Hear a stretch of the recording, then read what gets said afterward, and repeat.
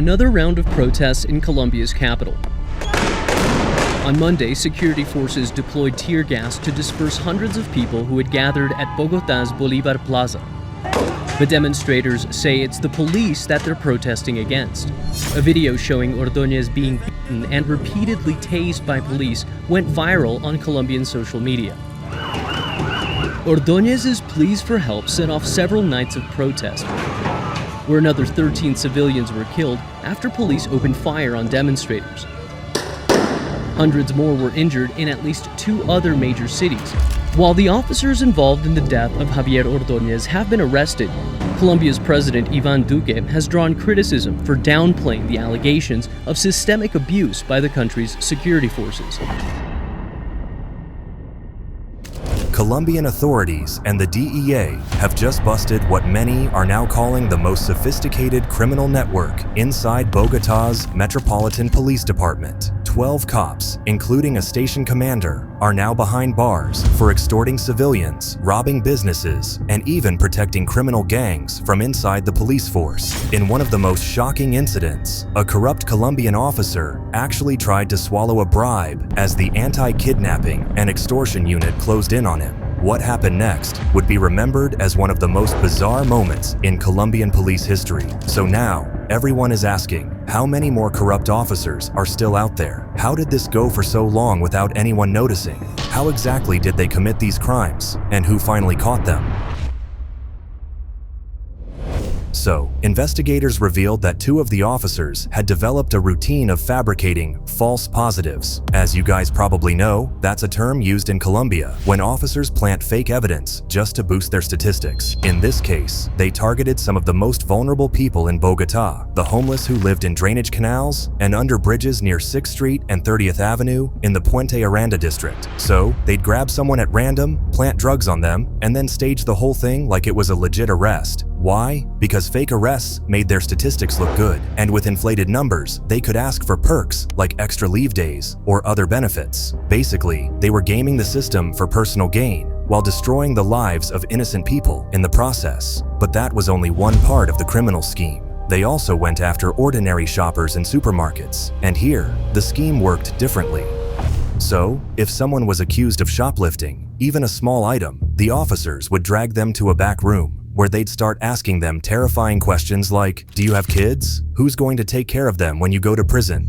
Then, they'd threaten to send them to jail for several years. But all of it was psychological pressure to break down the victims. And of course, the only way out was to pay whatever the officers demanded. In one of the most shocking and downright bizarre incidents, the officer ended up in the hospital after he tried to swallow the money he had extorted to avoid getting caught. So, on that particular day, the officer had extorted money from a businessman in return for not arresting his victim on fake charges. But what he didn't know was that the victim had already alerted the anti-kidnapping and extortion unit. With the bribe money still in his hands, the officer panicked as soon as he spotted the investigators. So, in a desperate move, he stuffed the wad of banknotes straight into his mouth and swallowed them. But he almost choked to death right there. This video shows him gasping for air in the back of a police van, insisting, "I don't know what they're talking about. I received nothing." Meanwhile, the money was literally stuck inside his throat.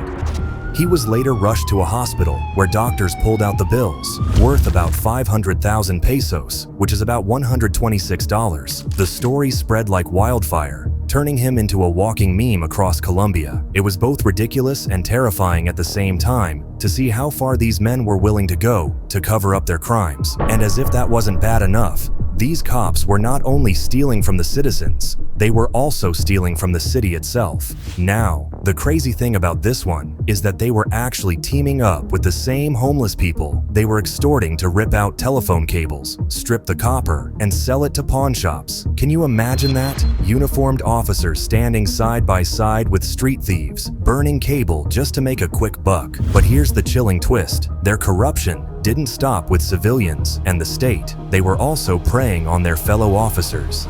El Colombiano had access to the hearings in which the officer was prosecuted. Charges between 150 mil and 800 mil for permits and references led to the officer and a sub-inspector being imprisoned. For asking for between 150 mil and 800 mil to grant permits and other favors, in addition to a demand after losing money to some Americans, Major Yisma Andres Rodriguez Martinez, until a few days ago, commander of the Poblado police station in Medellin, and his driver, Sub-Inspector Juan Esteban Osorio, were sent to prison by the military justice system. That's what eventually brought down Major Yismar Andre Rodriguez Martinez, the former commander of the Poblado police station, along with his driver and trusted right-hand man, Sub-Inspector Juan Esteban Osorio. During the hearings before the judge of guarantees, the prosecutor's office presented 3 key facts that were reported against the officer, who arrived at his police station on July 11th of this year, and the sub-inspector who would have become his trusted man and would serve as the intermediary to make the collections. Both ended up behind bars for their role in the extortion scheme, and the only reason this entire operation was uncovered was because their own colleagues ratted them out, and it all started with a robbery at a real estate firm. So, about a year before Bogotá's police criminal network was brought down, there had been a robbery at a local real estate agency, and that single event set everything in motion. The robbery quickly turned violent and ended in a shootout that left 2 officers injured. Now, when one of those wounded officers finally recovered enough to talk, investigators expected him to give a simple account of his own experience, but instead, he dropped a bombshell. He revealed that some of his own colleagues had known about the robbery before it even happened. That revelation pushed prosecutors and internal investigators to dig deeper, and what they uncovered was almost unbelievable. The 12 officers at Puente Aranda weren't just fabricating cases against homeless people or extorting shoppers. They were actively protecting criminal gangs. These gangs specialized in robbing homes, businesses, and vehicles across the district. But the police, instead of catching them, were protecting them, so the criminals could operate freely, knowing the same officers who should have been arresting them were actually keeping watch to make sure they didn't get caught. With this revelation, their other victims came forward with overwhelming evidence, including CCTV footage, secret audio recordings, and surveillance video showing the same officers meeting with known gang members. Despite how damaging this was for the institution, Bogotá's Metropolitan Police went public with the charges, which included misconduct, conspiracy, bribery, and corruption. We later discovered through our research that the DEA also played an active role in this investigation. The DEA, alongside other U.S. federal agencies, had been monitoring how criminal gangs in Bogotá were linking to other larger international narcotics and extortion networks. But here's the real shocker. These guys were not only involved in criminal activities, they were also killing people. And that's where things went from disturbing to downright horrifying.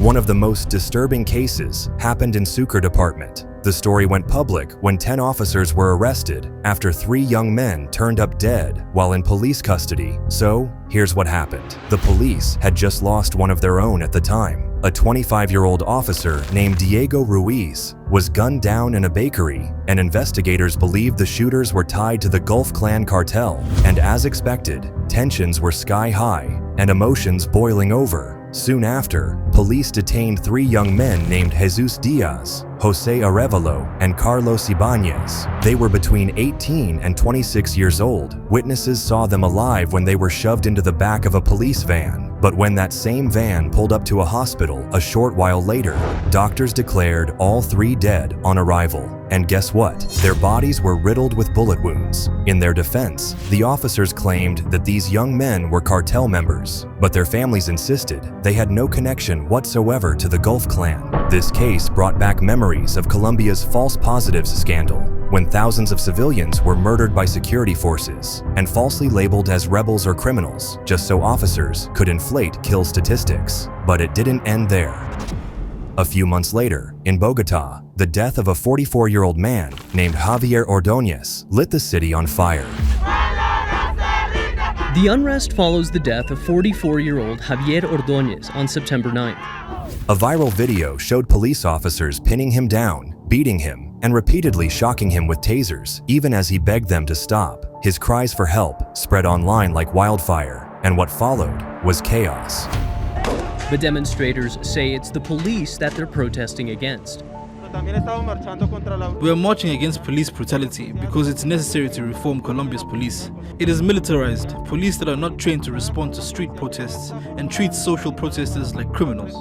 In Bogotá's Bolivar Plaza, hundreds gathered, chanting against police brutality. But instead of calming things down, the response only made things worse. Officers fired tear gas, opened fire in some areas, and by the end of the clashes, 13 more civilians were dead.